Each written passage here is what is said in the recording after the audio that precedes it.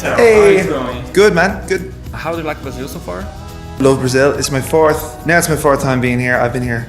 I love it here. People in Ireland usually tell great stories, right? Yeah. And your music kind of reflects that. What do you make of it? I kind of write songs just about my whole life, more or less, my whole personal experiences and stuff. I'm actually really bad at telling stories. My whole family are really good at telling stories. My dad, my mom, and everybody else, amazing at telling stories. So I have to kind of tell my stories from personal experience, more or less. So, which makes it more believable sometimes, because everybody goes through the same sort of shit. So.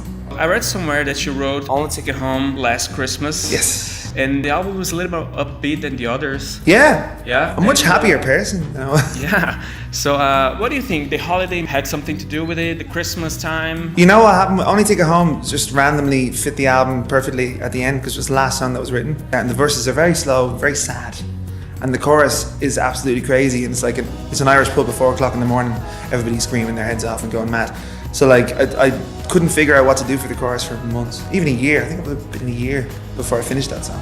And then went to the studio and I was like, here, I'm gonna try something in the chorus. And then what would you do if you were in a bar in Dublin at 4 o'clock in the morning after having 25 bottles of beer? Probably want to go absolutely crazy and just do a little chant. So I kind of decided to make the chorus the exact opposite to what the verse was. So, and they're both written a year apart, so it kind of picked up from what the first album was, being a sad verse, and the second album being more uplifting and kind of happy. Amazing.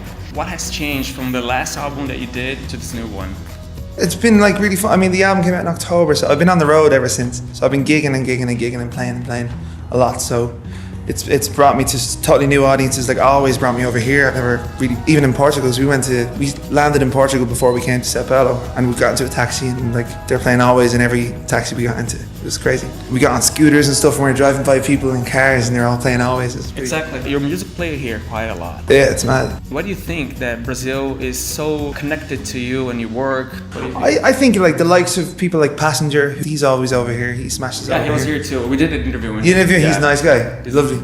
Pretty nice guy. Beautiful person. Lovely guy. Yeah. Like I think it's just songs, stripped back songs that there's no bullshit about them. It's just straight up, this is what the song's about. It tells the truth about losing somebody, and everybody kind of has lost somebody or lost somebody in a relationship or lost somebody in real life, which sucks. It's not a nice feeling to have, and I think it's a very well-known emotion. Everybody kind of feels it every so often. So I think if you put it into a song in a very simple way, I think it just hits more people when it's more in your face. And like, here's a pepperoni pizza.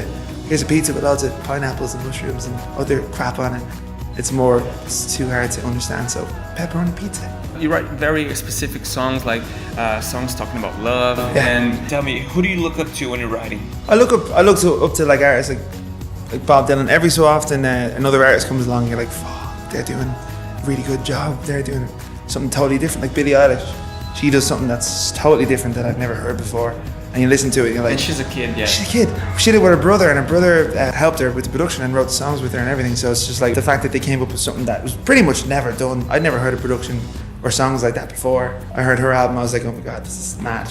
It's amazing. Sometimes you take a bit of influence from that because it's just so out of the box and you're like, crap, I need to start thinking a bit more out of the box and do something a little different. Because sometimes you can get a little complacent where piano and guitar and singing and stuff. And I tried to do something a little different for the second album, but I think for the third album it's going to be a bit wacky and weird. That's the best part. I love it. It's interesting to your ear. It's nice. Yeah. I think that's it. Cool, man. Awesome. I'll see you soon. Bye, guys.